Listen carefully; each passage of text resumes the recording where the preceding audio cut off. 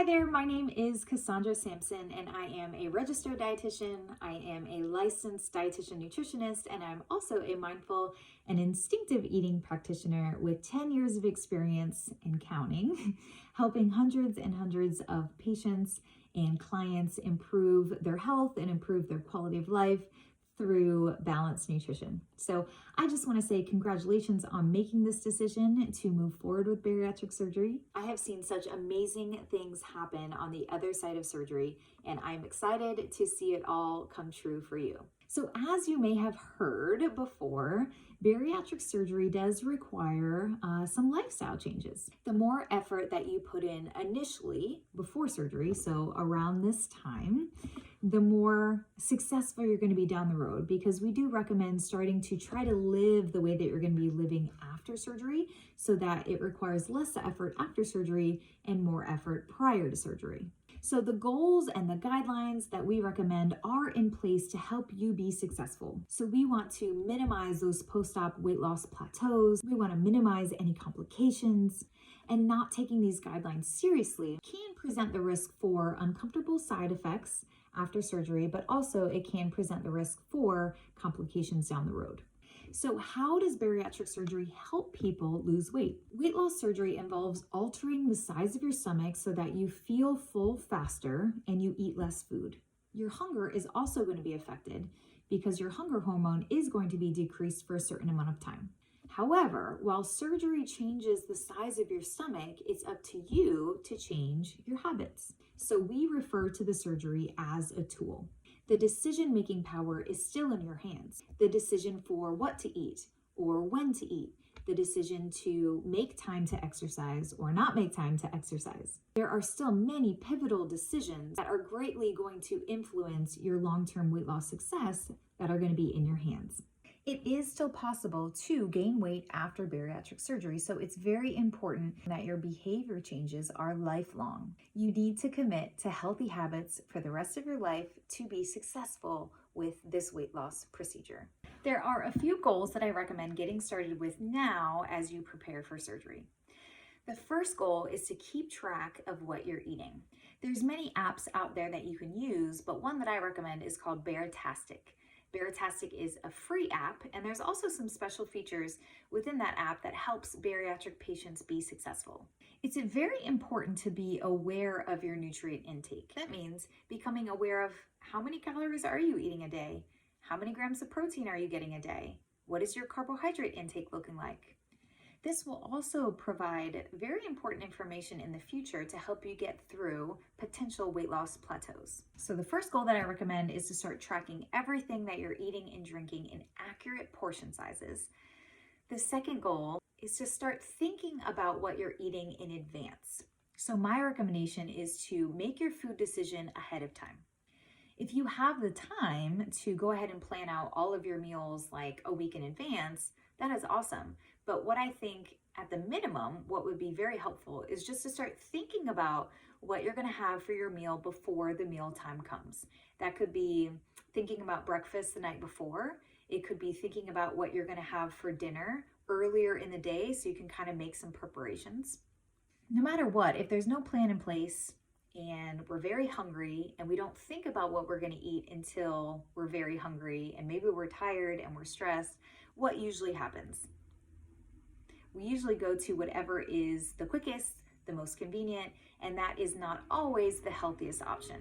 So my third goal for you after tracking your intake and planning ahead for your meals is going to be increasing your physical activity. Now this goal is as applicable. Exercise is known to be helpful for weight loss, also helpful for weight maintenance, but also helpful for mental health, stress relief, and our heart health. The goal is to exercise for 30 minutes a day most days of the week. But remember, you can start wherever you need to start. That could be 5 minutes here, it could be 10 minutes there, and leading up to the ultimate goal of 30 minutes most days of the week.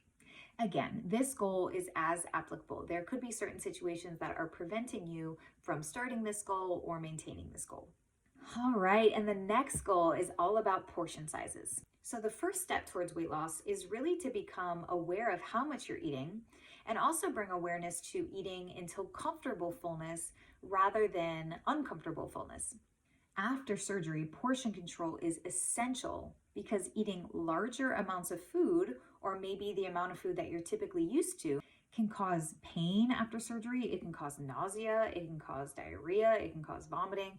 And these are undesirable side effects that can be prevented by really paying attention to how much you're eating and paying attention to what your body is telling you about fullness. So some strategies for portion control would be to use a smaller plate, use a smaller bowl, put less food in front of you to begin with. Don't let yourself get to the point of being ravenously hungry before you decide to eat. When we're ravenously hungry, it's very hard to slow down your pace of eating and pay attention to how much you're eating and your comfortable fullness level. Eat without distractions. When it's time to eat, focus just on eating. Create intentional stopping points to check in with your hunger and your fullness signals. Avoid eating straight from the bag, the box, the container, the jar, because we know that the larger the package, the easier it is to overeat from it. And then my final goal for you is to really consider your pace of eating. If you believe that you could be a faster eater, it is definitely time to start focusing on slowing down your pace of eating. Chew very thoroughly, take small bites, slow down the entire process of eating. And when it's time to eat, try to just eat rather than eating and multitasking while doing something else. So some other goals to consider would be to start eliminating the sugary drinks, the caffeinated drinks, the carbonated drinks, and the alcoholic drinks. Begin to cut back on your starch intake and your added sugar intake. This could be from bread, it could be from rice, it could be pasta, potatoes, cereal, processed snack foods, and sweets. Focus on eating protein first. Protein is going to be the highest priority after surgery.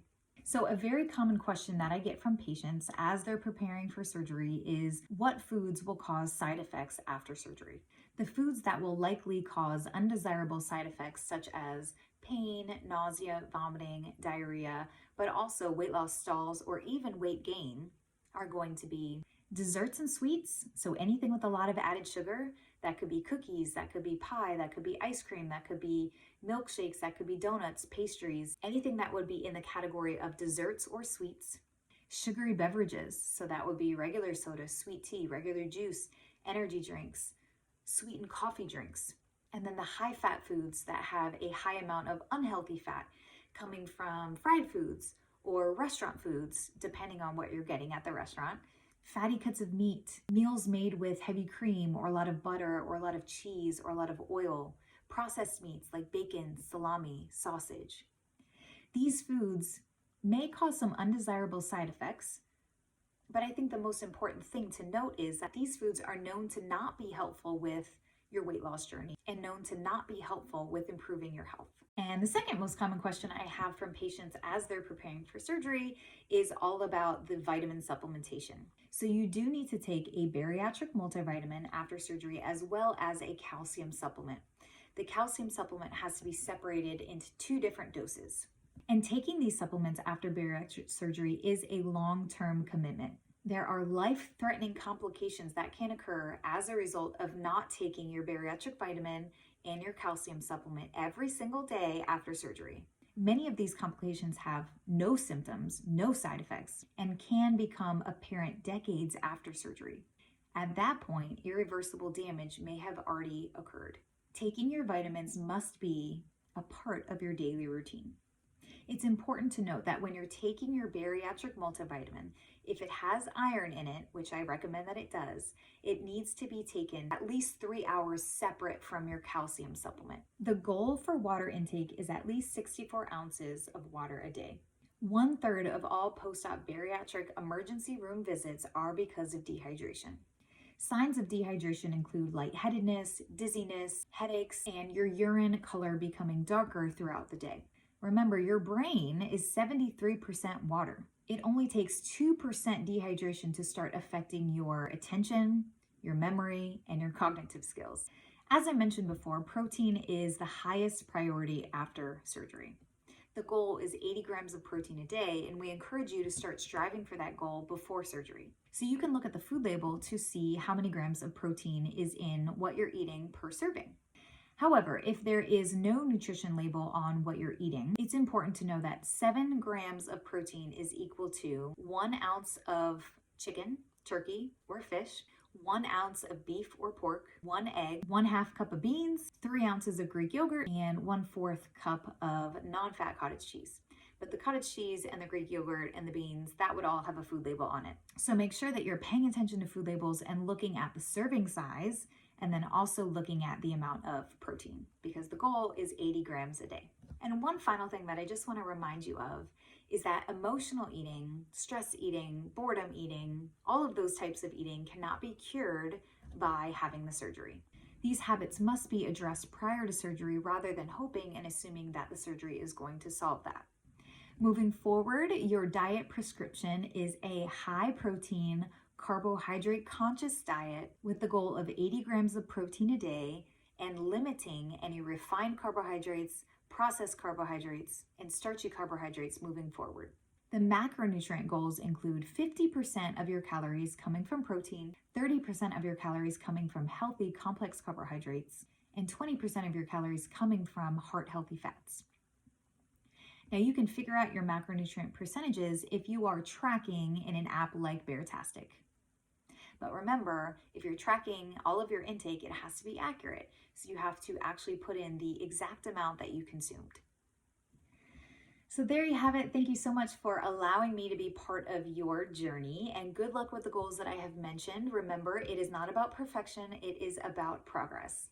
I recommend choosing 1 or 2, maybe 3 goals to work toward and making small, sustainable changes rather than diving into trying to change too many things at one time. I look forward to talking to you in the future, and good luck in your journey.